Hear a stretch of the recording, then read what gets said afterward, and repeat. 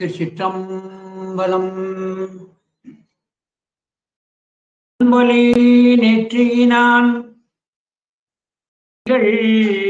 கையில் ஓர் வெண்மழுவான் பெண்புணர் கூருடையான் மிகு பீடுடை மால்விடையான் விண்பொழி மாமதி சேதரு செஞ்சடை வேதியன் ஊர் தன் பொழில் சூழ் பணந்தாள் திரு தாடகை ஈச்சரமே. திருச்சிற்றம்பலம். பார்வதி பதையே அரகர மகாதேவ. தென்னாடுடைய சிவனே போற்றி, எந்நாட்டவர்க்கும் இறைவா போற்றி. திருச்சிற்றம்பலம். எல்லாம் அல்ல அன்னை காந்திமதி அம்பாள் உடனுரை சுவாமி நெல்லையப்பருடைய பொன்னார் திருவடியை அடியேன் போற்றி வணங்கிக் கொண்டு, யான் பெற்ற இன்பம் பெருகையும் வையகம் என்ற நோக்கிலே திருக்கதுவை 10 அந்தாதினை அருளி செய்திருக்கின்ற அரச கவிக்கும், மேன்மைகள் சைவ நீதி விளங்குக உலகமெல்லாம் என்பதை தாரக மந்திரமாக வைத்து செயல்பட்டு கொண்டிருக்கின்ற தூத்துக்குடி புனிதர் பேரவையினை சேர்ந்திருக்கின்ற அனைத்து பொறுப்பாளர்களுக்கும், இந்த நிகழ்வினை கண்டும் கேட்டும் பயனடைந்து கொண்டிருக்கின்ற அன்பர்களுக்கும் சிவகாந்தி ஆகிய அடியனுக்கு பணிவான வணக்கத்திலே தெரிவித்துக் கொள்ளுகின்றேன். மேன்மை பொருந்திய திருமந்திர நகரிலே கோயில் கொண்டு எழுந்தருளி நமக்கெல்லாம் அருள்வாழித்துக் கொண்டிருக்கின்ற அன்னை பாகம்பரியாள் உடனுடைய சங்கர ராமேஸ்வரருடைய பெரும் கருணையினாலே நாம் ஞான சிந்தனை செய்கின்ற இந்த நிகழ்விலே அருளி செய்திருக்கின்ற கருவை 10 அந்தாதியிலே முதல் 10லே 10வது திருப்பாடல் நின்ற நிலையும் என்று தொடங்குகின்ற 10வது திருப்பாடலிலே இருந்து சிந்தனையை தொடங்குகின்ற நிலையிலே இருக்கிறோம். சைவ பெரியவர்களே, நமக்கு 12 திருமுறைகளும் 14 மெய்கண்ட சாஸ்திரமும் பிரமாண நூல்கள். சைவத்தினுடைய உண்மை இந்த 2லே நமக்கு தெளிவாக சொல்லப்பட்டிருக்கிறது. இந்த நூல்களிலே எது அரிது என சொல்லப்பட்டிருக்கிறது என சொன்னார், தாழ்வனும் மையல் விட்டு வறுமையாம் சிறுமை தப்பி தாழ்வென்னும் தன்மையோடு சைவமாம் சமயம் சாரும் ஊழ் பெறல் அரிது என்பார் நம்முடைய அருளந்தி சிவாச்சாரிய சுவாமிகள். எனவே இந்த சைவமாம் சமயம் சாருகின்ற அந்த ஊழ் இருக்கிறதே, அது எல்லோருக்கும் வாய்ப்பது இல்லை. ஏனெனில் இந்த சமயம் அவ்வளவு பெருமை உடையது. நம்முடைய சைவ சமயத்தினுடைய ஒரு பெரிய பெருமை என்னவென்று சொன்னார், பழமைக்கும் பழமையானது. நம்முடைய அருளாளர்கள் சொல்லுகின்ற பொழுது பழைய வைதிக சைவம் என்று சொல்லி காட்டுவார். பழமைக்கும் பழமையான வைதிக சைவம். வைதிகம் என்பது வேதத்தையும், சைவம் என்பதையும் ஆகமத்தையும் குறித்து வேத ஆகமங்களை பிரமாணமாக கொண்டிருக்கின்ற சைவ சமயம். ஏன் வைதிக சமயம் என்று சொல்லப்படுகிறது என சொன்னார், வேதம் என்பது சிவனிடமிருந்து வெளிப்பட்டது.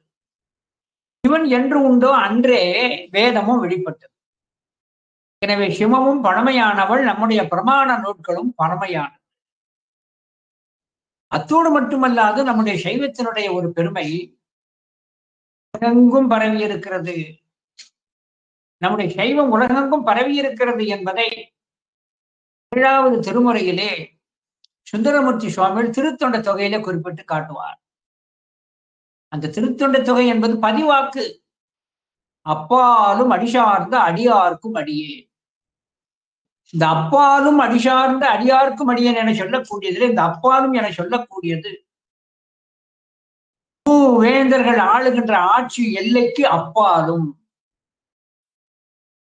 வேந்தர்களால் ஆளப்படுகின்ற தென் தமிழ்நாடு இருக்கின்ற இந்த தமிழ் வழங்கும் நிலத்திற்கு அப்பாலும், அவர்களது காலத்திற்கு அப்பாலும் முன்னும் பின்னும் அடியார்கள் இருக்கிறார்கள். சைவ அடியார்கள் அதான் அப்பாலும் அடி சார்ந்த அடியார். எனவே நம்முடைய சைவ சமயம் என சொல்லக்கூடியது பழமையானது, உலகெங்கும் பரவி இருக்கிறது.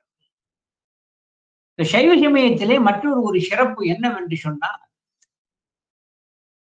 உலகியல்ல வைத்து பேசுகின்ற பொழுது இது ஒரு சூப்பர் மார்க்கெட். சூப்பர் மார்க்கெட் என்ன?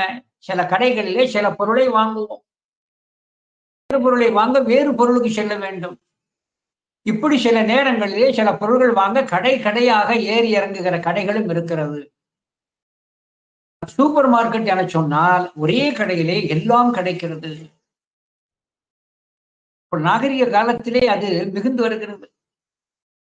நாம் எதுவெல்லாம் காய்கறிகள் வாங்க வேண்டுமோ அத்தனையும் ஒரு இடத்திலே இருக்கிறது. அதே இடத்திலே பலசரக்கு கடையும் இருக்கிறது. அதே இடத்திலே ஸ்டோர் அவங்களும் வச்சிருக்க சூப்பர் மார்க்கெட் என்று வைத்திருக்கிறார்கள். என்ன பொருள்? அங்கு போனால் நமக்கு தேவையான எல்லாவற்றையும் ஒரே இடத்திலே வாங்கலாம். ஆல் அண்டர் ஒன் ரூஃப் என்று சொல்வார்கள்.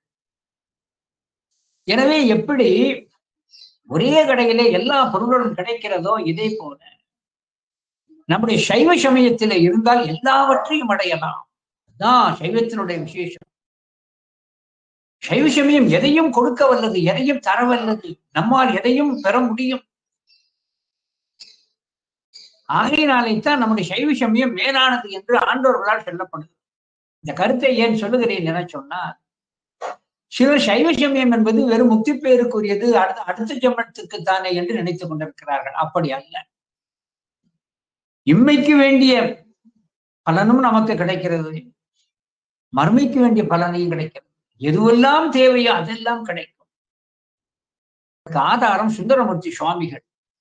இம்மையே தரும் சோறும் கூரையும் நான், இம்மையே தரும் சோறும் கூரையும் மறுமையில் வீடு வீட்டை ஆழ்வதற்கு ஐயுறவில்லையே என்று அதையும் சொல்லி காட்டுகிறார். இம்மையிலே சோறும் கூரையும் கிடைக்கும், மறுமையிலே வீடு ஆழ்வதற்கு ஐயுறவில்லை.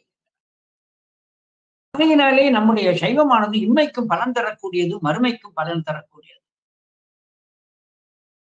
சமயத்திலே சூப்பர் மார்க்கெட் எல்லாம் இருப்பது கூட நம்முடைய சைவ சமயத்திலே தமிழ் வழமை அங்கே இருக்கிறது. 5 இலக்கணமும் நம்முடைய சைவ சமய நூல்களிலே இருக்கிறது. ஞானம் தரும் செய்திகள் நிறைய இருக்கிறது. இசை பற்றிய நூல்கள் இருக்கிறது, நடனம் பற்றிய நூல்கள் இருக்கிறது, கட்டிடம் பற்றிய நூல்கள் இருக்கிறது, மருந்து சம்பந்தப்பட்ட நூல் இருக்கிறது, கட்டிடம் சம்பந்தப்பட்ட செய்திகள் சொல்லப்பட்டிருக்கிறது. ஏன் ஒரு நகரம் என சொல்லக்கூடியது எப்படி அமைக்க வேண்டும் என்பது கூட நம்முடைய சைவ சமய நூல்களிலே சொல்லப்படும். சும்மா நகரத்தை சும்மா ஏதோ வீடு கட்டின மாதிரி கட்ட முடியாது. அது ஒரு அமைப்பு வைத்து ஒரு நகரம் எப்படி அமைத்தல் வேண்டும் என்று எல்லா செய்திகளும் நம்முடைய சைவ சமயத்திலே சொல்லப்படும். இன்றுதான் ஸ்கேல் என்று ஒன்றை வைத்துக் கொண்டு வீட்டிலே இருக்கிற குழந்தைகள் ஆனா பெண்ணா என கண்டு திருமூலதேவ நாயனார் திருமந்திரத்திலே வைத்துக் கொண்டிருக்கிறது சிசு ஆனா பெண்ணா என்பதை கவனிப்பதற்கு இன்னும் அறிகுறிகள். அது கர்ப்பத்திலே தாயும் தந்தையும் அங்கே இன்பம் கொண்ட பின்பு அந்த ஒரு பனித்துளி போல் இருக்கின்ற அந்த தந்தையினுடைய அந்த சுக்கிலமானது எப்படி வளர்ந்து குழந்தையாக வெளிவருகிறது என்பதை கர்ப்போபனிஷத்திலும் அது தமிழ் மொழியிலே ஞான நூல்களிலே சிவ தர்மோத்தரம் போன்ற நூல்களிலும் விளக்கமாக சொல்லப்பட்டிருக்கிறது. எனவே எல்லா செய்திகளும் நம்முடைய சைவத்தின் கண்ணே இருக்கு. இன்னும் நம்முடைய பெருமானுடைய ஒரு தன்மை கேட்டாலும் கொடுப்பார். சுந்தரமூர்த்தி சுவாமிகள் திருக்கடவுர் மயானத்திலே சொல்லி காட்டுகிறார். ஐங்கனை யானை யாரு மன்மதனை நரைசேர் ஐங்கனை யானை நயனத்தியால் பொடி செய்த இறையார் ஆவார் எல்லாருக்கும் இல்லை என்னாது அருள் செய்வார்.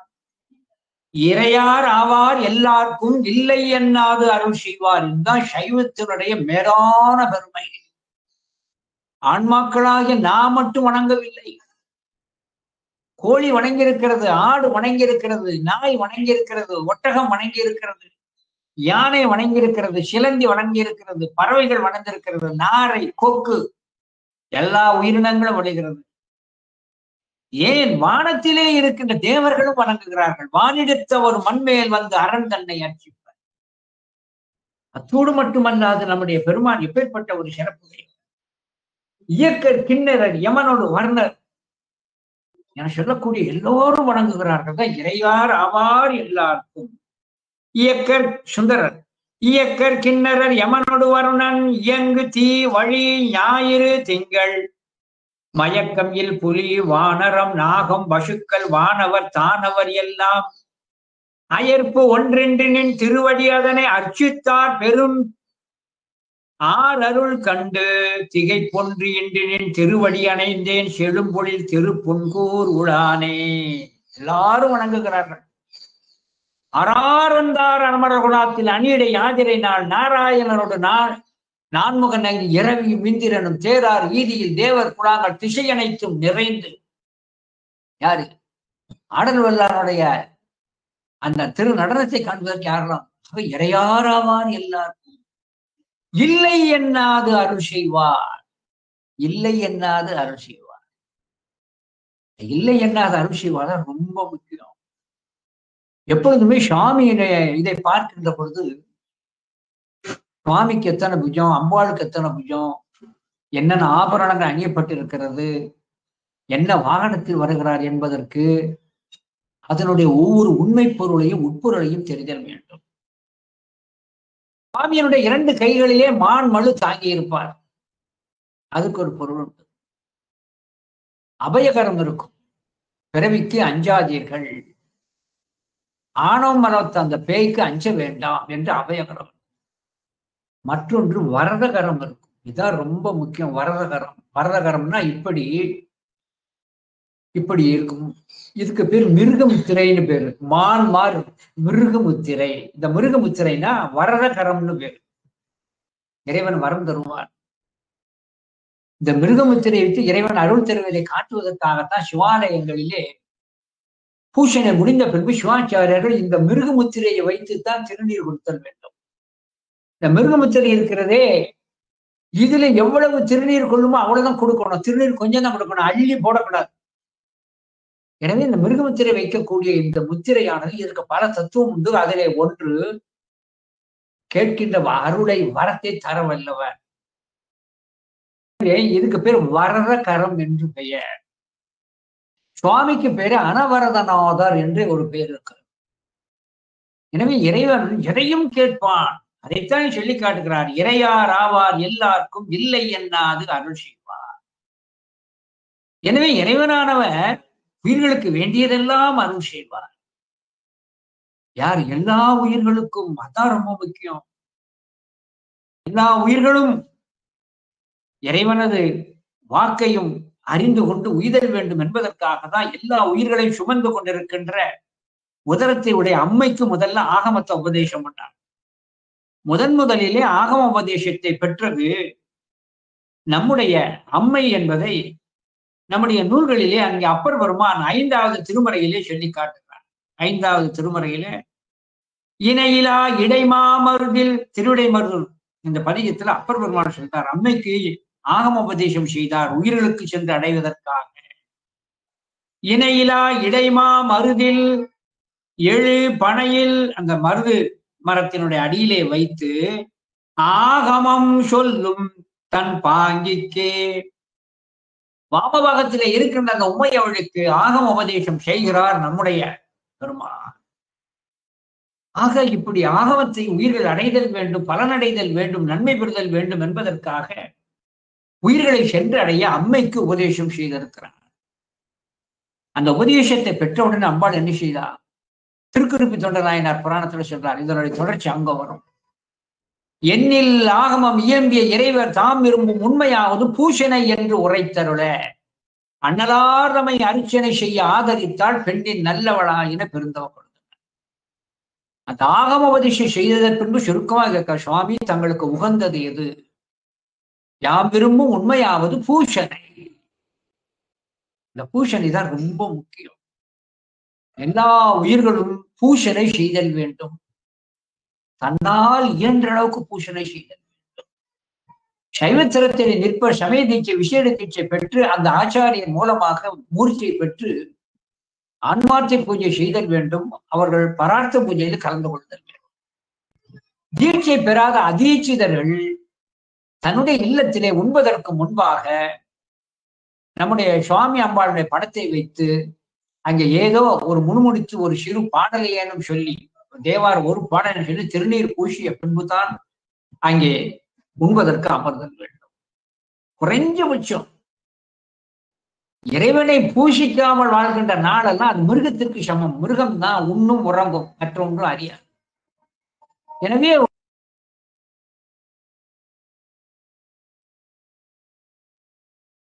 கடமைப்பட்டது. இந்த பூஜை என்பது என்ன? அதுதான் இன்னைக்கு சிந்தனைக்கு வருகிறது. பூஜை என்பது என்ன? பூஷணை என்பதற்கு வடமொழியிலே வணங்குபவனுக்கு எல்லாம் கொடுப்பது கிரியை. வணங்குபவனுக்கு எல்லாம் கொடுப்பது. இந்த பூஜை என்பது என்ன என்பதற்கு மந்திரம், கிரியை, பாவனை. மந்திரம், கிரியை, பாவனை மூணும் சேர்ந்ததுக்கு பேரும் பூஷணை, அனுஷ்டானம். பூஷணைங்கிறது பேர். மந்திரம் என சொல்லக்கூடியது வாக்கின் செயல், கிரியை என சொல்லக்கூடியது காயத்தின் செயல், பாவனை என சொல்லக்கூடியது மனத்தின் செயல். எனவே மனம், வாக்கு, காயம் மூன்றினாலும் அவனோடு ஒருமைப்படுதல், அதான் பூஜையினுடைய ஒரு அடையாளம். இதில் மந்திரத்தை சொன்னாலும் சரி, கிரியையை சொன்னாலும் சரி, பாவனை செய்தாலும் சரி, எல்லாமே பயனுடையது என்ற ஒரு நம்பிக்கை இருக்கணும். மந்திரத்திற்கு பயன் இருக்கிறது,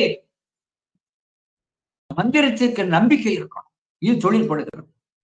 நம்பிக்கை இல்லாமல் சொல்லுகின்ற மந்திரமோ, நம்பிக்கை இல்லாமல் செய்கின்ற கிரியையோ, நம்பிக்கை இல்லாமல் செய்கின்ற பாவனையோ பயன் தரும். நம்பிக்கை என்பது இருக்கணும்.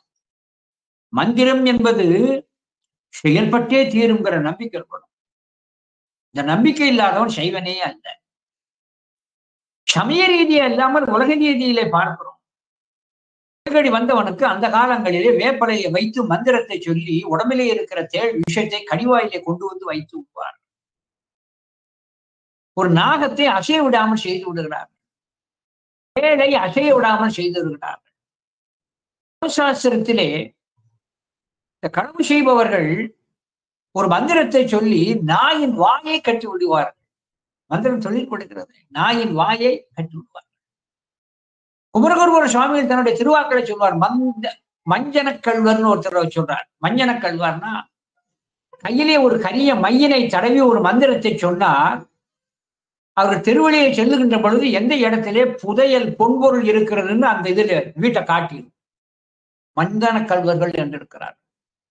இன்னைக்கு மை போட்டு பார்த்து ஒரு களவு செய்தவனை கண்டுபிடிச்சு விடுகிறார்கள். எப்படி? எல்லாம் மந்திரங்கள் தான்.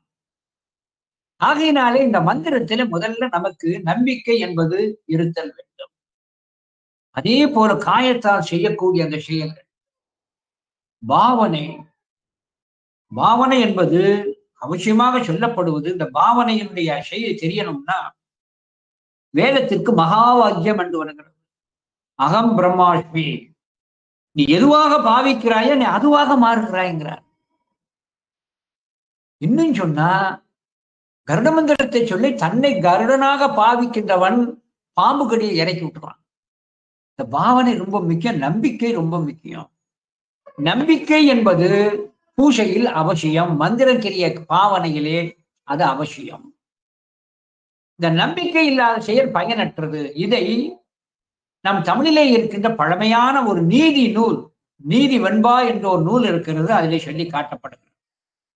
மந்திரமும் தேவும் மருந்தும் குருவருளும் தந்திரமும் ஞானந்தருமுறையும் யந்திரமும் மெய்யெனில் மெய்யாய் விளங்குமே மேதினியிலே பொய்யெனில் பொய்யாய்ப்போம். பொய்யெனில் பொய்யாய்ப்போம். எதெல்லாம் நம்பிக்கணும்? மந்திரமும் தேவும். தேவும் என்பது சிவத்தை சுற்றி இருக்கின்ற கடவுளர்கள். பிரம்மா, விஷ்ணு, ருத்ரன், அக்னி, இந்திரன் முதலான அவர்களும் பிதிரர்கள். எல்லாரும் மேல் நம்பிக்கை இருக்கணும். மந்திரமும் தேவும் மருந்தும், மருத்துவம் கொடுக்கிற மருந்து மேல நம்பிக்கை இருக்கணும். குரு அருளும் குரு சிவம் என கொண்டு அவன் திருக்கண் நோக்கம் படுவதும் திருவாக்கு கேட்பதும் அவனை தியானம் செய்வதும் பலன் தரும் என்ற நம்பிக்கை இருக்கணும். குரு அருளும் தந்திரமும் ஞானத்தை தருகின்ற சாத்திர நூல்களும் ஞானந்தரு முறையும் ஞான நூல்களும் எந்திரமும் திருக்கோயிலிலே பீடத்தின் கீழ் வைக்கப்பட்டிருக்கின்ற எந்திரங்கள் முதலானவைகள் எந்திரமும் மெய்யெனில் மெய்யாய் விளங்குமே மேதினியில் பொய்யெனில் பொய்யாய் போம். எனவே பொய் என்று நினைத்தால் அது பலிக்கதில்லை, மெய் என்று நினைத்தால் அது பலித்து. எனவே நம்பிக்கை என்பது ஒன்றுதான் நமக்கு வெற்றியை கொடுக்கும். ஒன்று ரெண்டு உதாரணம் சொல்றேன், பல செய்திகளை நம்ம தெரிஞ்சு கொள்ளணும். இந்த நம்பிக்கை தான் சைவத்துல ரொம்ப முக்கியம். அதாவது பிரமாண இயல், இலக்கண இயல், சாதன இயல் இருக்கிறது. இறைவனை பற்றி அறிவதற்கு பிரமாண இயல், இலக்கண இயல், சாதன இயல், பின்பு பயன இயல்.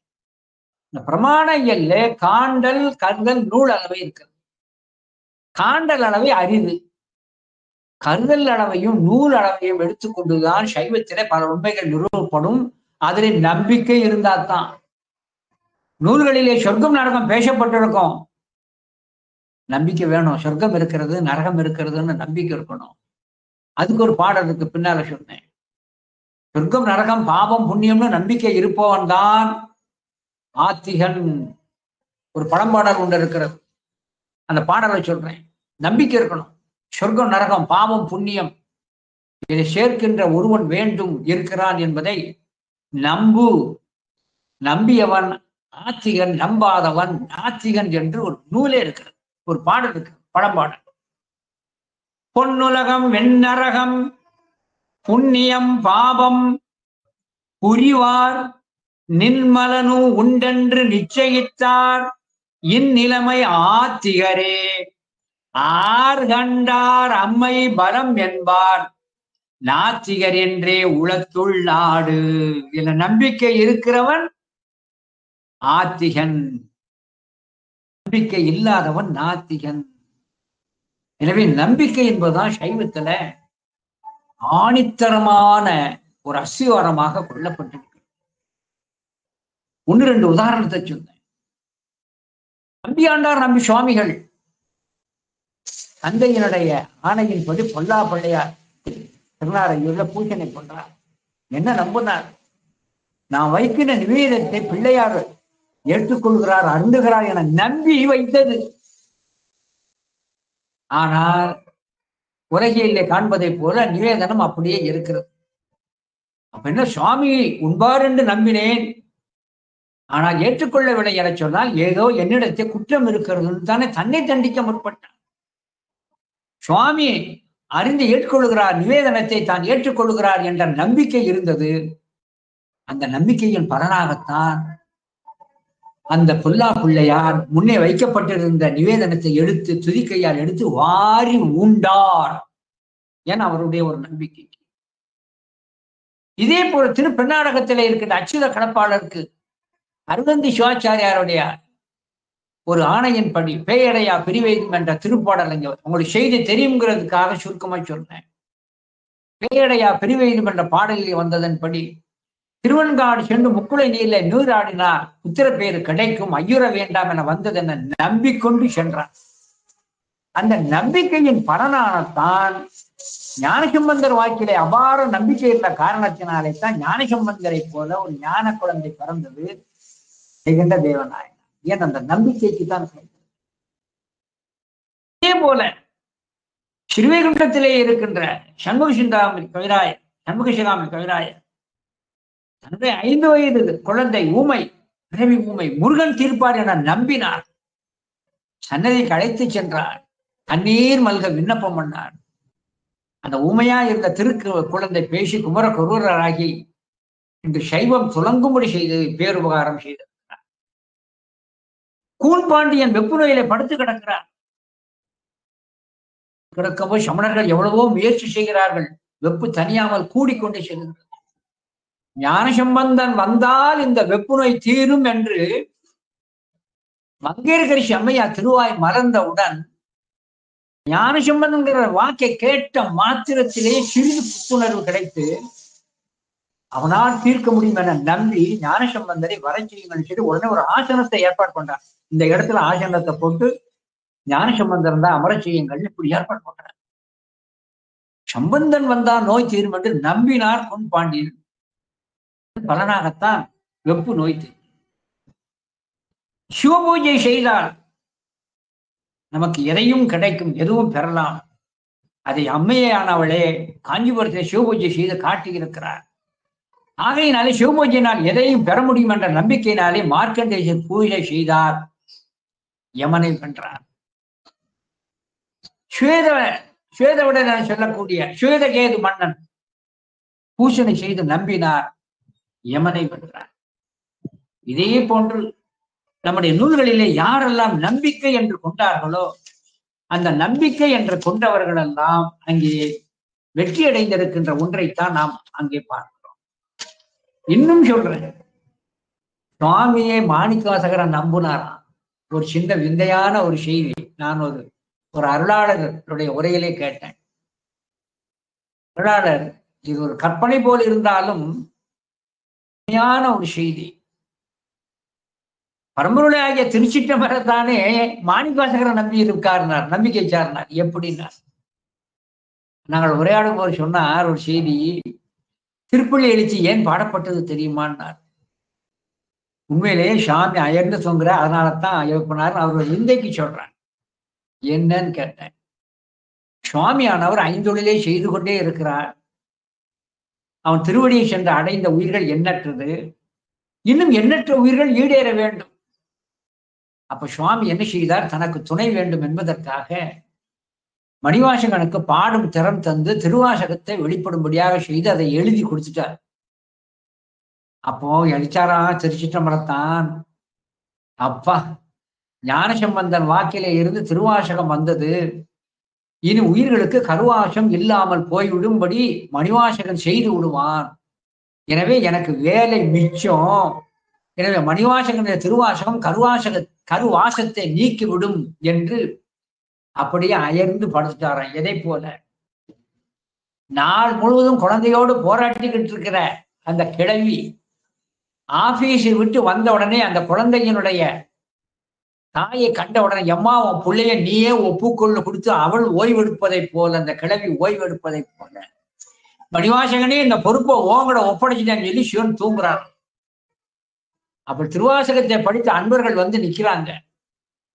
அப்பொழுது அயர்ந்து தூங்கி கொண்டிருக்கிற சிவத்தை மணிவாசகன் சொல்லி எழுப்புறானா, அவர்களுக்கு ஞானத்தை கொடுத்துட்டேன், முக்தி பேரு கொடுப்பதற்கு நீதானே வர வேண்டும், எழுப்புறான்.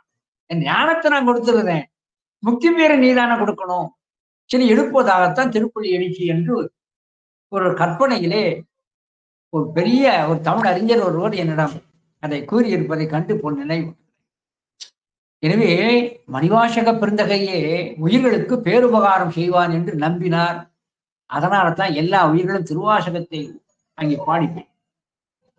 அந்த திருவாசகம் என சொல்லக்கூடிய ஒன்று இருக்கிறதே, அதை ஒன்றை ஓதினாலே மனம் செம்மைப்பட்டு கல்லினும் வலிய பலமுடைய இந்த மனமானது கசிந்து நம்முடைய மனமானது சிவத்தோடு சென்று கொண்டோம்.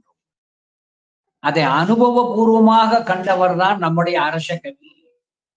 அப்படி அனுபவபூர்வமாக கண்ட அரச கவி அந்த திருவாசகம் ஒன்றையே தனக்கு பற்றுக்கோடு என சொல்லி அதையே ஓதுகின்ற நியமத்திலே இருந்து அதனால் தான் பெற்ற அனுபவத்தை எல்லாம் நாமெல்லாம் அறிதல் வேண்டும் என்பதற்காகத்தான் இந்த திருக்கருவை 18 அந்தாதி என சொல்லக்கூடிய இதை சொல்லுகின்ற பொழுது குட்டி திருவாசகம் என்று சொல்லி காட்டுவார்கள். ஏனென்றால் திருவாசகத்தினுடைய சொல்லாட்சியினுடைய தாக்கம் எல்லாம் இந்த திருக்கருவை 18 அந்தாதியிலே தான் இருக்கிறது. இன்னும் சொன்னால் ஒவ்வொரு திருப்பாடலிலும் ஒவ்வொரு வரியிலும் திருவாசகத்தை மேற்கோள் வைத்தே நம்ம பேசலாம்.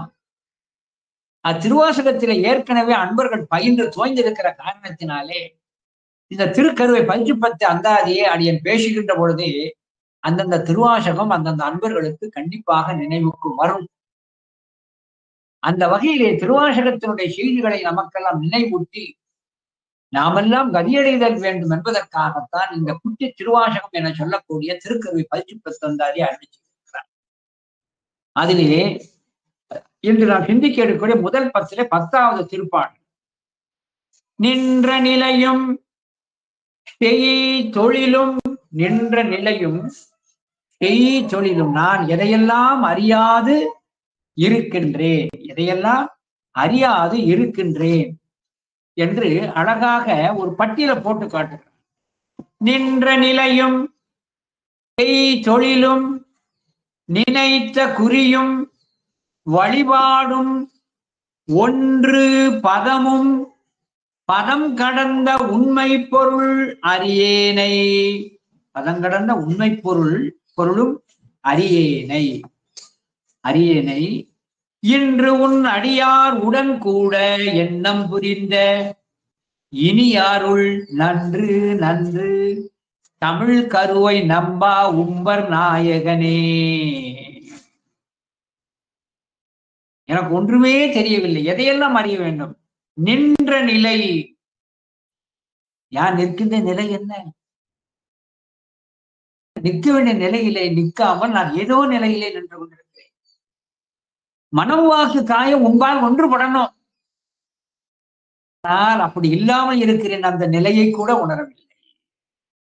இது மனவாக்கு காயம் உன்பால் உடன்படாது இருக்கின்ற இந்த நின்ற நிலையை நான் இன்னும் உணரவில்லை. ஒருவன் தான் செய்வது தவறு என்பதை உணர்ந்தால்தான் அவனுக்கு மன்னிப்பு என்பது கிடைக்கும். யான் செய்ய துரிசிகளுக்கு எது வருந்துவேனே என்று மணிவாசக பெருந்தகையை சொல்லி காட்டுகிறார். ஆகையினாலே நின்ற நிலையும் தொழிலும் என்னது? சரிய நிலையிலே நிற்க வேண்டும். நிலை வருமாறு எண்ணுதியே நெஞ்சே நீவா என்று சொல்லுகின்ற அந்த நிலையிலே என்னெல்லாம் செய்தல் வேண்டும் என்று இருக்கிறது. ஆனால் அதையெல்லாம் செய்யாமல் எதையோ வெற்றியாக செய்து கொண்டிருக்கிறேன். நின்ற நிலையும் தொழிலும் நினைத்த குறியும், நாம் கருத வேண்டிய மூர்த்தி உன்னை கருதணும். ஆனா செத்து பிறக்கின்றவைகளை எல்லாம் தெய்வங்கள் என நினைத்தும் நினைத்த குறியும் வழிபாடும் மந்திரம் கிரியை பாவனை முதலானவர்களோடு கூடிய வழிபாடுதல் என்பது என்னிடத்தும் இல்லை, வழிபடுகின்ற இடத்திலும் நான் செல்லவில்லை. வழிபாடும் ஒன்று பதமும், நாம் சென்று ஒன்ற வேண்டிய பதம் எது? நாம் சென்று ஒன்ற வேண்டிய பதம் சாகித்யம். ஆனால் அதையும் நினையாது. ஒன்று பதமும் பதம் கடந்த உண்மை பொருளும் அறியேனை, அந்த பதவிகளுக்கெல்லாம் கடந்து அப்பால மேலான ஒரு பதத்திலே வீற்றிருக்கின்ற பெருமானை உன்னையும் அறியாமல் இருந்தேன். ஆனால் எப்படி இருந்தேன்? நின்ற நிலையும் செய்தொழிலும் நினைத்த குறியும் வழிபாடும் ஒன்றுதல்லாம் பொருந்துதல் அடைதல் வேண்டிய அந்த பதத்தையும் பதம் கடந்த உண்மை பொருளும் அறியேனை, ஒன்றுமே அறியாத என்னை இன்று உன் அடியார் உடன் கூட எண்ணம் புரிந்த இனிய அருள் நன்று நன்று. அழகாக சொல்லி காட்டுற, இன்று உன் அடியார் உடன் கூட எண்ணம் புரிந்த இனிய அருள் நன்று நன்று தமிழ் கருவை நம்பா, தமிழ் வழங்குகின்ற திருக்கருவை கரிவலமந்தனுள் எழுந்தருள் இருக்கின்ற என் நம்பிக்கைக்கு உரியவனே, உம்பர் நாயகனே, தேவர்களுக்கெல்லாம் அதான் முன்னரையில சொன்னேன். இறைவன் எல்லோருக்குமே அவன் தலைவனாக இருக்கிறான், எல்லோருக்குமே அவன் தலைவனாக இருக்கிறான். எனவே தான் எதையெல்லாம் அறியாமல் இருந்தேன், எப்படியெல்லாம் இருந்தேன், இது அச்சோபதிகத்துல உள்ளதை அப்படியே சொல்லி காட்டுகிறார். அச்சோபதிகத்துல இப்படியெல்லாம் இருக்க வேண்டிய என்னை நீ என்ன செய்து கொண்டாய்? நீ எனக்கு அருளியவாறு ஆர் பெறுவார் அச்சோவி என சொல்லி காட்டுகிறார்.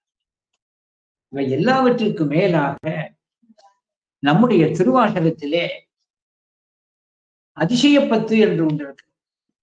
இந்த திருவாசகத்துல வருகிற இந்த அதிசய பத்துல நான் எப்படியெல்லாம் இருந்தேன், அப்படி இருந்த எனக்கு நீ எப்படியெல்லாம் பேரருள் புரிந்திருக்கிறார் என்று அழகாக அதிசய பத்து முழுவதுமே நான் இருந்த கீழ்நிலை என்ன, நீ அருளி செய்த மேலான கருணை என்ன என்பதை அதிசய பத்துல அப்படியே பிட்டு வைக்கிறார். முதல் 3 அடிகள்ல தன்னுடைய கீழ்மை சொல்லி காட்டுகிறார். தன்னுடைய கீழ்மை எதெல்லாம்? எண்ணிலேன் திருநாமம் அஞ்செழுத்தும் என் ஏழமை அதனாலே, நன்னிலேன் கலைஞானிகள் தம்மோடும் நல்வினை நயவாதே, மண்ணிலே பிறந்து இறந்து மன்னாவர்க்கு உருப்படுகின்றேனே. இதுவரை நான் செய்த கீழ்நிலை. இதையெல்லாம் சைவர்களாகிய நமக்கு எல்லோருக்குமே பொருள் தெரியுங்கிறதுக்காக நான் வாசித்து விட்டு, இதுக்கு பொருள் சொல்றதுக்கு நிறைய இருக்குது. எண்ணிலேன் திருநாமம் அஞ்செழுத்தும் என் ஏழமை அதனாலே, அதுக்கு புண்ணியம் செஞ்சிருக்கணும். அற்று நன்னிலேன் கலைஞானிகள் தம்போடு, கலை உணர்ந்த கற்றிலேன் கலைகள் ஞானம் கற்றவரோடும் கூட, அதையும் செய்யல. நல்வினேன், அதுக்கு நல்வினை நயமாதே, மண்ணிலே பிறந்து இறந்து மண்ணாவதற்கு ஒருப்படுகின்றேனை. அதுக்கு அடுத்தது அண்ணல் ஆண்டு தன் அடியரில் கூட்டி அதிசயம் கண்டாமே. இந்த பதிகத்துல ஒரு உண்மை தெரிஞ்சுக்கிடணும். முதல் 3 அடிகளிலே தன்னுடைய கீழ்மையான நிற்கக்கூடாத நெறியிலே நின்றதை குறிப்பிட்டு காட்டி, ஆண்டு தன் அடியரில் கூட்டிய அதிசயம் கண்டாமே. அதான் ரொம்ப முக்கியம். எல்லா பாடலையும் ஈற்றடியில இப்படித்தான் வரும். ஆண்டு தன் அடியரில் கூட்டிய அதிசயம் கண்டாமே. இப்படி சில தொடர்கள் பாடல்கள் தோறும் வர்றதுக்கு பேரு மகுட சொற்கள்னு பேரு. மகுட சொற்கள் பாடல் தோறும் வரும். பாருங்க, முதல் பாடல அப்பன் ஆண்டுதன் அடியரில் கூட்டி அதிசயம் கண்டாமே. அடுத்த பாடல் ஆதி ஆண்டுதன் அடியரில் கூட்டி அதிசயம் கண்டாமே. 3வது பாட்டு அன்னை ஆண்டுதன் அடியரில் கூட்டி அதிசயம் கண்டாமே. அத்தன் ஆண்டுதன் அடியரில் கூட்டி அதிசயம் கண்டாமே. அவன் ஆண்டுதன் அடியரில் இப்படி பாடல் முழுவதும் ஆண்டுதன் அடியரில் கூட்டிய அதிசயம் கண்டாமே என்று அங்கே அழகாக இங்கே சொல்லி காட்டு. என்ன அதிசயம்? வேம்பு இனித்தது. வேம்பு கசக்கணும் இயல்பு, ஆனால் இனித்தது. ஒன்றுக்கும் பற்றாத நான் கீழ்நிலையில இருந்தேன். நான் எங்கோ இருக்க வேண்டியவன். இப்படி கசப்புடைய வேம்பு இனித்ததோ இதை போல நெறியில்லா நிற்கின்ற நான் எங்கோ இருக்க வேண்டிய அவன் அங்க வேம்பு கசந்ததை போல மேலான அடியார் கூட்டத்திலிருந்து செஞ்சான். 2 கருத்து கவனிக்கணும். அப்ப பூர்வத்திலே செய்த புண்ணியத்தில் வைத்துக் கொண்டு இறைவனானவர் செய்கின்ற பெரும் உபகாரம் அடியார் கூட்டத்திலே சென்று ஒருவரை பிணிப்பது. அதான் ரொம்ப முக்கியம். அடியார் கூட்டத்தில் சென்று சேருவதுதான் பெரிய பாக்கியம். அடியேன் முன் அடியார் நடுவில் இருக்கும் மருளை புரியாய் பொன்னம்பலத்து என் முடியா முதலே என் கருத்து முன்னின்றே அப்படிங்கிறார். சைவர்களுக்கு முதல்ல வேண்டியது அடியார் திருக்கூட்டத்திலே வந்து பொருந்துதல் தான் பெருவாள். கந்தர்கலி வன்பாவிலே குமரகுருவர் சுவாமிகள் ஆயும் பல அடியாரோடும் கூட்டினார். ஏன் ஆயும் பல அடியாரோடும் கூட்டி என சொல்லி காட்டுகிறார் என சொன்னார்.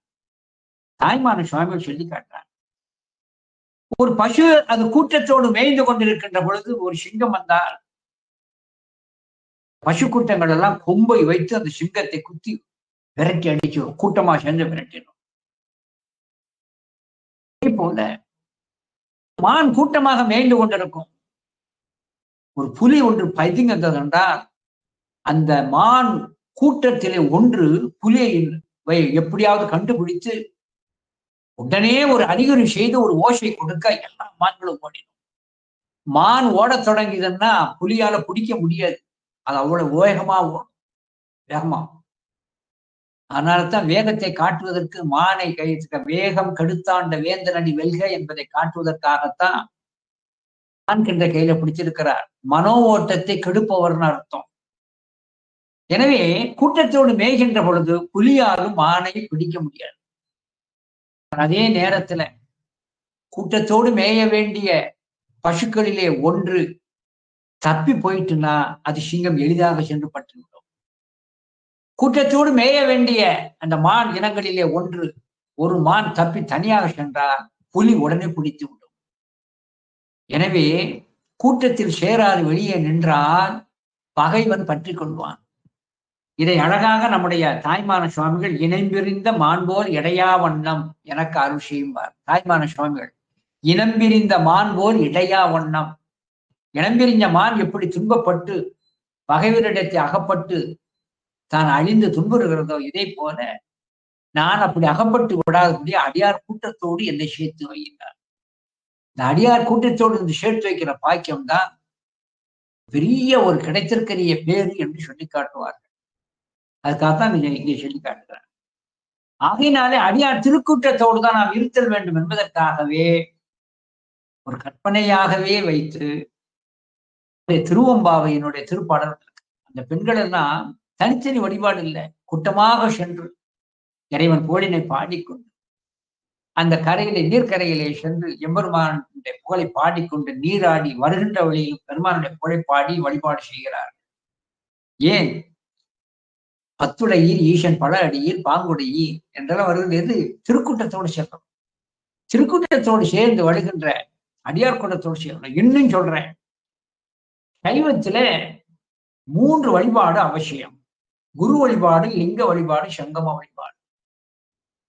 எவ்வளவு மேன்மை பெருங்க செல்வந்தனாக இருந்தாலும் சரி, சைவத்திலே நிர்வாண தீட்சை வரைக்கும் சென்றாலும் சொல்லலாம், குரு பக்தி, லிங்க பக்தி, சங்கம பக்தி இல்லை என்று சொன்னால் அது பலன் குறைவுதான். சங்கம பக்தி ரொம்ப அவசியம்.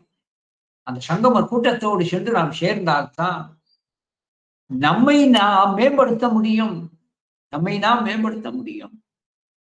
ஆகையினால்தான் அந்த கூட்டத்தோடு சேரணும்.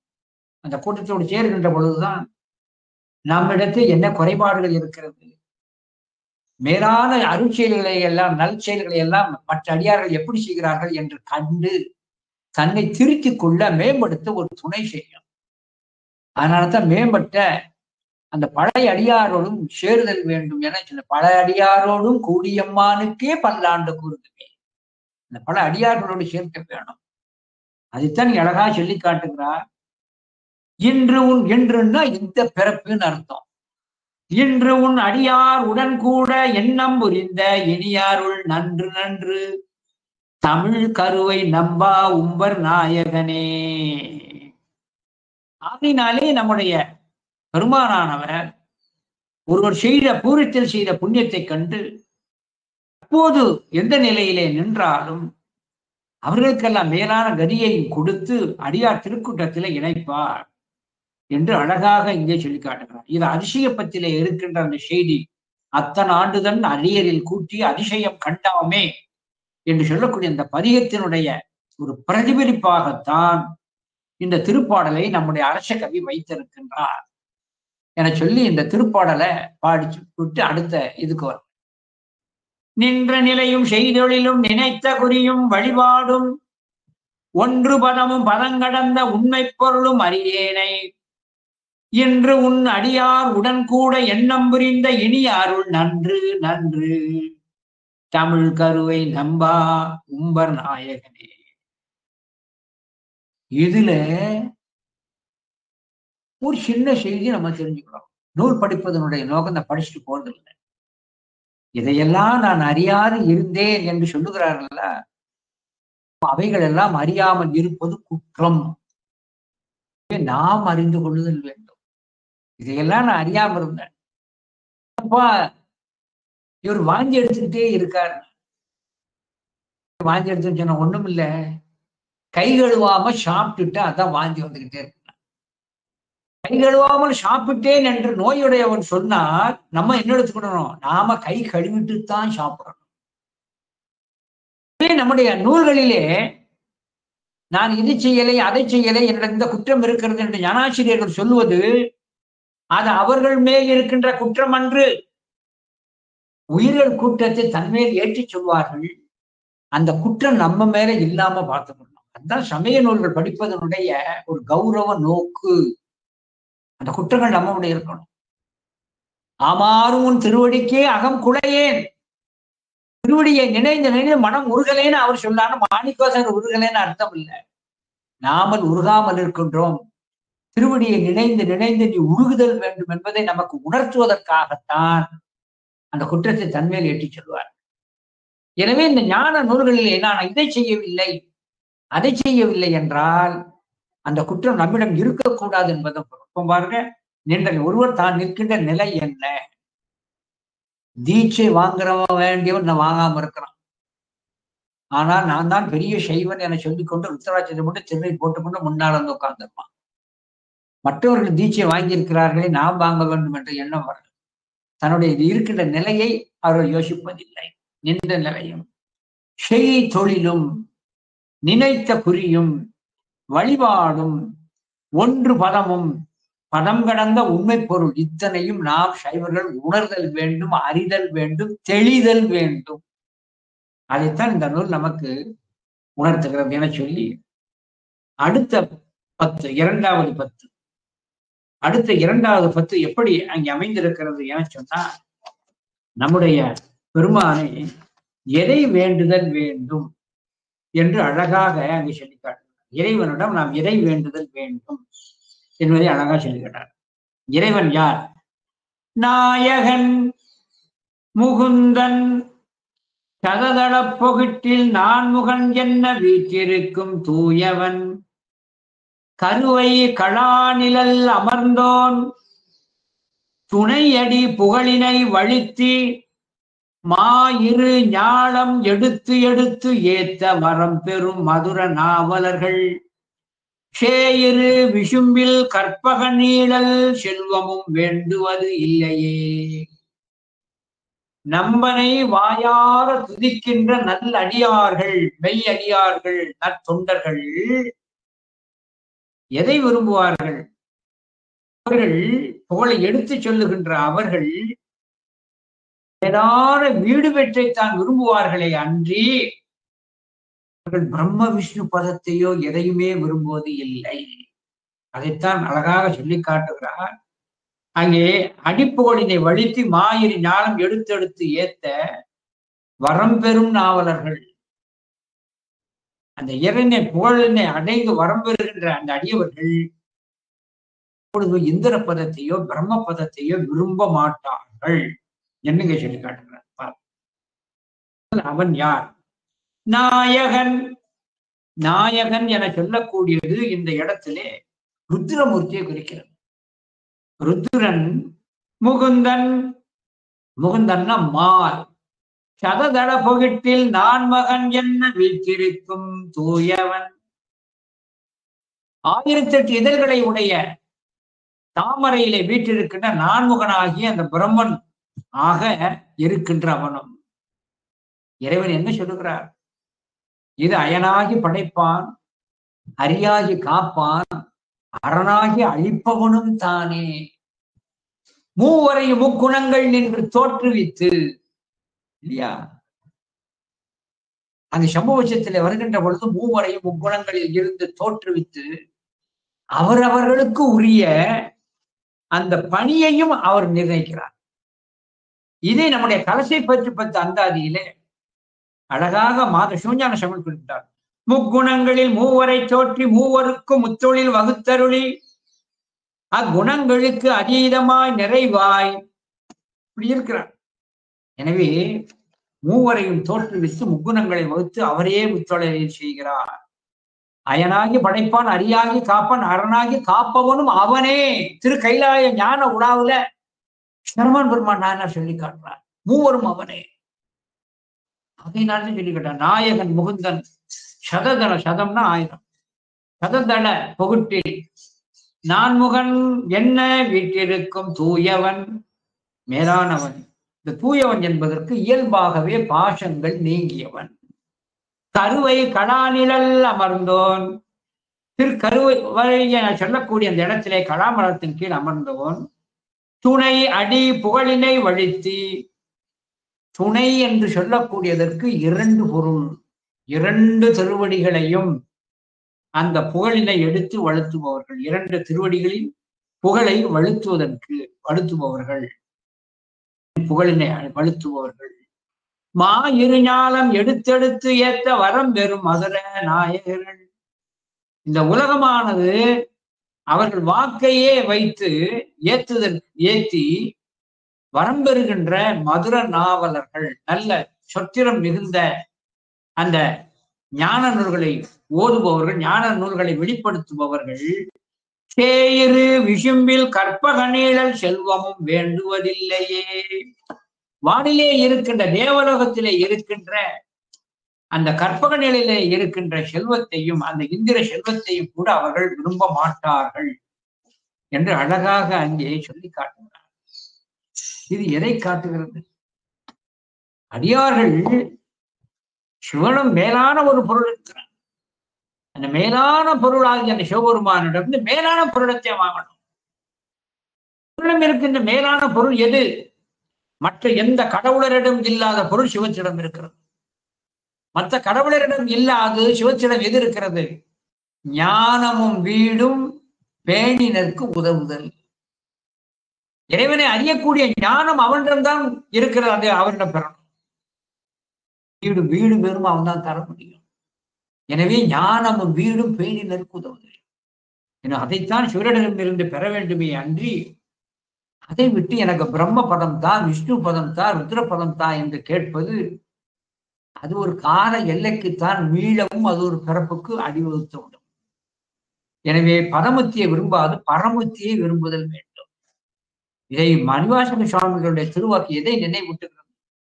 திரு சதகத்திலே வருகிறது அல்லவா? கொள்ளேன் புரந்தரன் மாலையன் வாழ்வு குடிகடினும், கொள்ளேன் புரந்தரன் மாலையன் வாழ்வு குடிகடினும். பிரம்மபதம் வேண்டாம், விஷ்ணு பதவி வேண்டாம் என்று அங்கே சொல்லி காட்டுகிறார். இதே போல மாதவ சிவஞான சுவாமிகள் சொல்றார், சிவன் அடியார்கள் பிரம்ம விஷ்ணு பதத்தை துரும்பன அச்சா அதெல்லாம் வேண்டாம், எனக்கு வேண்டாம், எனக்கு வேண்டிய திருவடி பேர். பாசுபதாஸ்திரம் பெற வேண்டும் என்பதற்காகத்தான் அர்ச்சுனன் தவம் செய்தான். அந்த தவம் செய்கின்ற பொழுது சிவன் வெளிப்பட்ட உடனே கிடைத்திற்கரிய பெருமானை காண்டற்கரிய பெருமானை கண்டவுடன் பெருதற்கரிய வீடு பேரு வேண்டும் தான் கேட்டான். வீடு பேரு கூட எனக்கு ஒண்ணுமே வேண்டான்ட்டான். அப்பதான் ஞாபகம், அப்பனே நீ பாசுபதாவசரம் வேணும்னு சொல்லிதான் நீ தவம் பண்ணி இருக்க.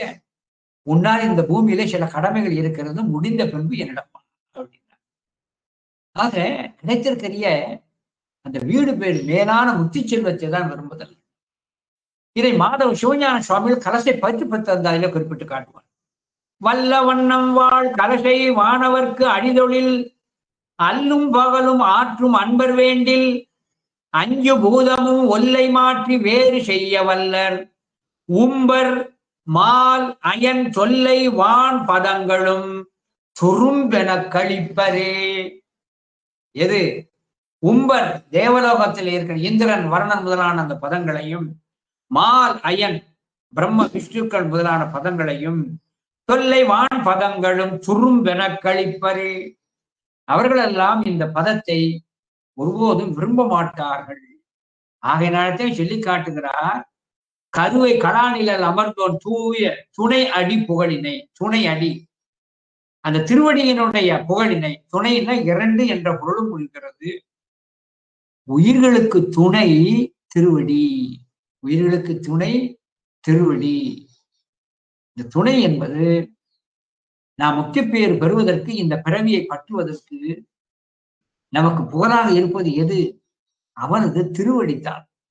அந்த திருவடியினுடைய புகழினை அங்கு பாடுபவர்கள், நல்ல கவனிக்க, திருவடி புகழினை பாடுபவர்கள் மாயிரு ஞானம் எடுத்து ஏத்த வரம்பெறும் அது நாவலர்கள் சே இரு விசும்பில் கற்பக நீழல் செல்வமும் வேண்டுவதில்லை. அவர்கள் ஒருபோதும் செல்வத்தை அவர்கள் விரும்புவது இல்லை என்று அழகாக அங்கே சொல்லி காட்டினார். இல துணை அடிகள் இணையார் திருவடியன் தலைமையில் வைத்தலுமே துணையான சுற்றங்கள் அத்தனையும் துறந்தொழிந்தேன்.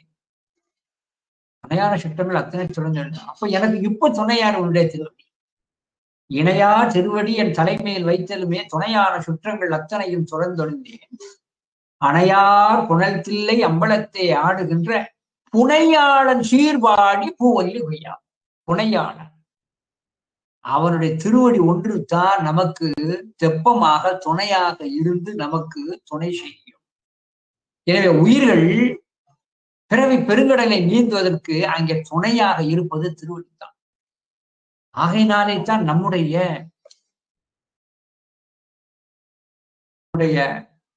மணிவாச நம்முடைய திருவள்ளு தேவநாயனார் ஆயிர பகுதியிலே திருவடியைத்தான் நிறைய சொல்றார். திருவடியைத்தான் அங்கே 4-5 குரட்பாவிலே எங்க விஷயமாக சொல்லி காட்டுவார்.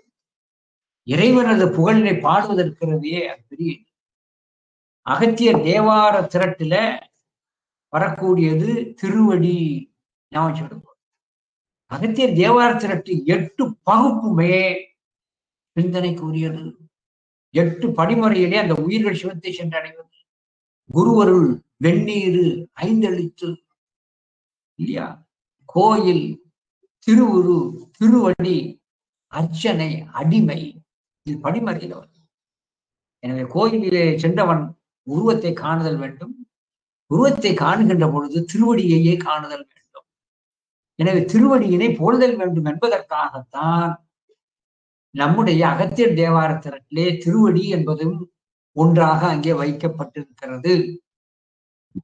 இந்த திருவடியினுடைய பெருமை அறிய வேண்டும் என்பதற்காக தான் திருவடி தாண்டகம் என்று அப்பர் சுவாமிகள் தனியாக திருத்தாண்டகத்தை செய்திருக்கிறார். இந்த திருவடியினை எப்படி புகழுதல் வேண்டும் என்பதற்கு நிறைய இருக்கு. திருவடி, அந்த திருவடி எல்லாம் அப்பர் சுவாமிகள் அழகாக சொல்லி காட்டுறார். சாடை எடுத்தது தக்கந்தன் வேள்வியில் சந்திரனை, வீடை எடுத்தது காலனை, நான்முகன் தேடை எடுத்த சிற்றம்பலத்து நட்டம், ஆடை எடுத்த பாதமன்றோ நம்மை ஆட்கொண்டோம். அந்த திருவடி என்னெல்லாம் செய்ததுங்கிறத அழகாக ஒரு பட்டியல் போட்டு காட்டுறார். ஐயாரன் தன் அடித்தளமே என்று அங்கே வருகிறது. இந்த திருவடியினுடைய பெருமை என்ன என்பதை அறிந்து கொள்ள வேண்டும் என்பதற்காகத்தான் இரட்டைப்புறவர் தில்லை கலமகத்துல திருவடி புகழ்ச்சியை வைத்திருக்கிறார். அந்த திருவடி எப்படிப்பட்ட திருவடி? தில்லை 3000 பூசை புரிபாதம், தேவருடனே இருவர் தேட அரிய பாதம், வல்ல மா காளியொடு வாது புரிபாதம், மாமுனிவர் காய மானை மார்பில் உதை பாதம், சொல்லவே பறவையிடம் தூது சென்ற பாதம், தொல்புலி பதஞ்சலியும் தொண்டு செய்யும் பாதம், அல்லலாம் 7 பிறவி தீர நடம் ஆடும் ஆதி புலியூர் அம்பலவர்தம் பாதம். இந்த பாட்டை ஏன் சொன்னேன்? திருவடியினை நாம் பாடினாலும் கேட்டாலே கதி கிடைக்கும். இந்த திருவடி புகழ்ச்சியை நாம் காதார கேட்டு சிறிது புண்ணியம் பெறுதல் வேண்டும், அறிதல் வேண்டும் என்பதற்காக தான் இந்த பாடல்களை லேசா தொட்டு காட்டு. எனவே அந்த திருவடி புகழ்ச்சி என சொல்லக்கூடியது ஒன்று இருக்கிறது, அது மேலானது. அதைத்தான் நீங்க அழகாக அங்கே சொல்லி காட்டுகிறார். எப்படி? மாய துணை அடி புகழினை, அந்த திருவடி புகழ்ச்சியை பாடியவர்கள் பிரம்ம விஷ்ணு பதத்தையே அவர்கள் விரும்புவதில்லை என சொல்லி காட்டுகிறார். இந்த திருப்பாடலை ஒரு இடம் நான் சொல்றேன். நாயகன் முகுந்தன் சததட புகட்டில் நான்முகன் என்ன வீற்றிருக்கும், தூயவன் கருவை கடாநிழல் அமர்ந்தோன், துணை அடி புகழினை வழுத்தி மாயிரு ஞானம் எடுத்தெடுத்து ஏத்த, வரம் பெரு மதுர நாவலர்கள் சேயிரு விசும்பில், கற்பக நீழல் செல்வமும் வேண்டுவது இலையே. இந்த திருவடியை பத்தி லேசாக நான் ஒரு செய்தி சொல்லி காட்டுறேன். திருவடியை தலை மேல சூட்டுறாங்க.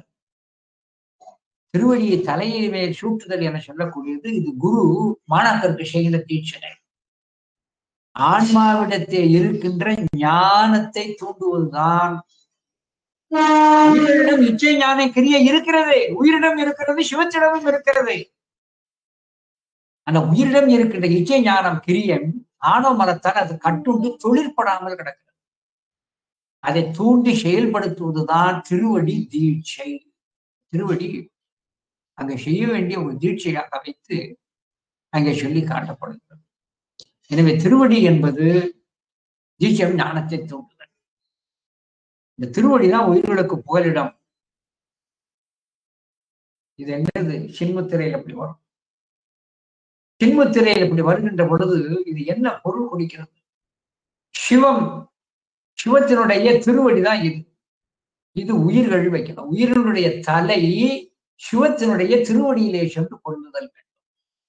இதுதான் நமக்கு புகலிடம். இதுதான் சின்முத்திரையினுடைய ஒரு தத்துவம். முக்தி பேருக்கு என்ன இலக்கணம் சொல்லப்பட்டிருக்கிறது? தாழ் தலை. இந்த தாழ் தலை என்பது இல் தா சேர்ந்து தானா வந்த தாடலை. ஏன்னா சைவ சித்தாந்தத்தின் முக்தியுமே அந்த திருவடியைத்தான் சொல்லி காட்டப்பட்டது.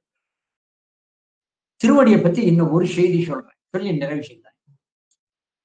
இறைவனுக்கு 2 திருவடி என சொல்லக்கூடியது தான் எனது என்பது அற்ற திருவடினார் குமரகுருவர் சுவாமிகள் கந்தர்கலி வெண்பால சொல்றார். யான் எனது என்பதற்ற திருவடி. மற்றொன்று சிவம் சக்தி. அந்த 2 சொருபம் தான் 2 திருவடிகள்.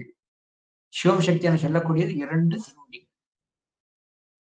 ஆனால் மகாசங்காரத்தின் போது இறைவனானவர் எல்லாத்தையும் ஒடுக்கிறார். பிரம்ம விஷ்ணுக்களையும் தன்னுடைய தோளிலே ஒடுக்கி திருநீர் பூசியிருப்பார். இவன் மேல சிவன் திரள் மேல் நீரு கண்டனை என்பார் மணிவாசகர். என்ன அர்த்தம்? சிவன் திரள் தோல் மேல் நீரு கண்டனை என்ன பொருள்? அந்த பிரம்ம விஷ்ணுக்களை எந்த தோள்களில் இருந்து வெளிப்படுத்தினாரோ, வெளிப்படுத்தப்பட்ட அந்த பிரம்ம விஷ்ணுக்களை சம்ஹாரம் செய்து சாம்பல் எடுத்து அந்த தோல்ல ஒடிக்கிறார். எனவே பிரம்ம விஷ்ணுக்களையும் அதிர்டித்து இயக்குவது நீரே என்று காட்டுவதற்காகத்தான் மணிவாசகர் சிவன் திரள் தோல் மேல் நீர் கண்டனைப்பார், நீர் பூசி இருப்பார். எனவே இந்த மகாசங்கார காலத்துல எல்லாத்தையும் ஒடுக்கிடுவார்.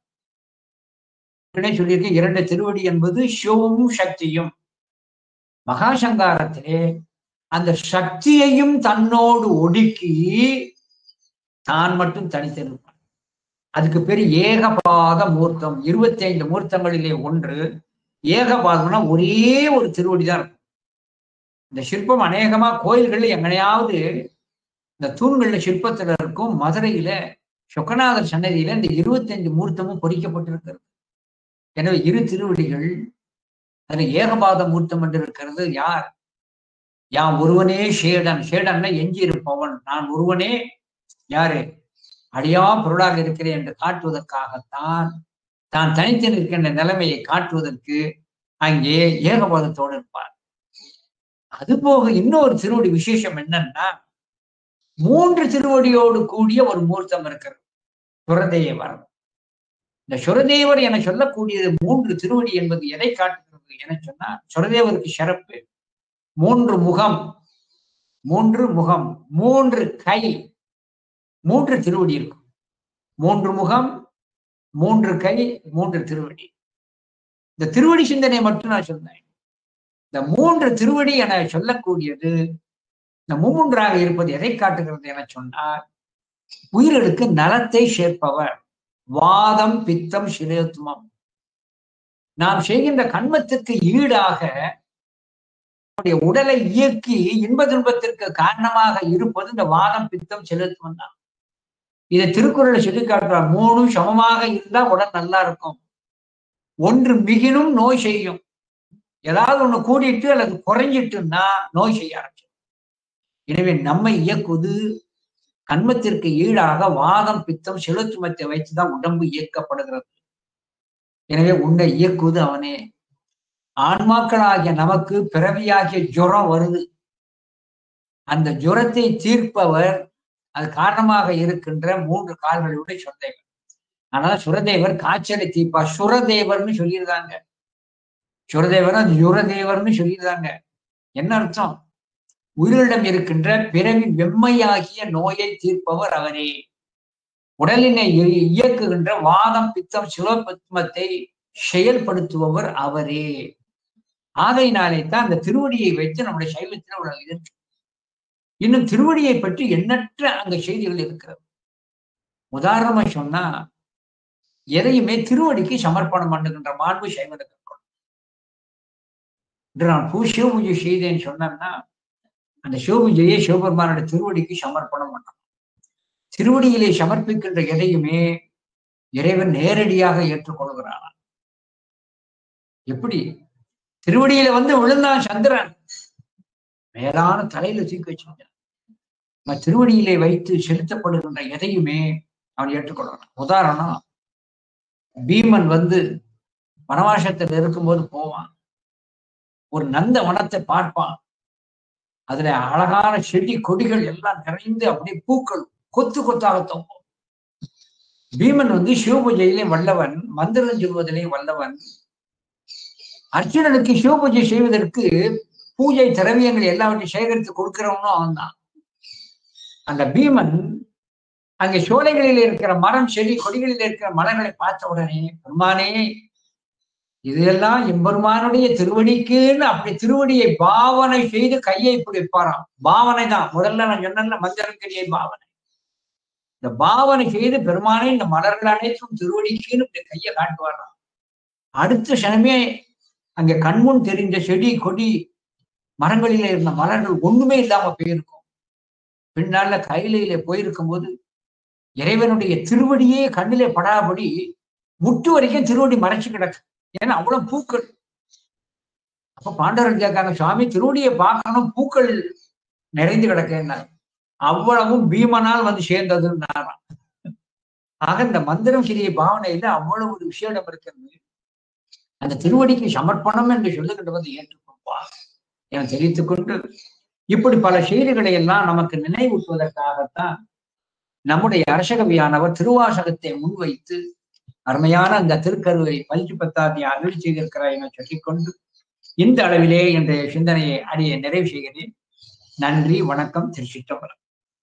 கீத வேதங்கிளர் மக மல்குக, சீத மும்மழை திங்கள் தோறும் பெய்க, போத மெய்யறம் ஆதி பொலிகுக, சாதலில் அடியார்கள் தழைக்கவே. திருச்சிற்றம்பலம்.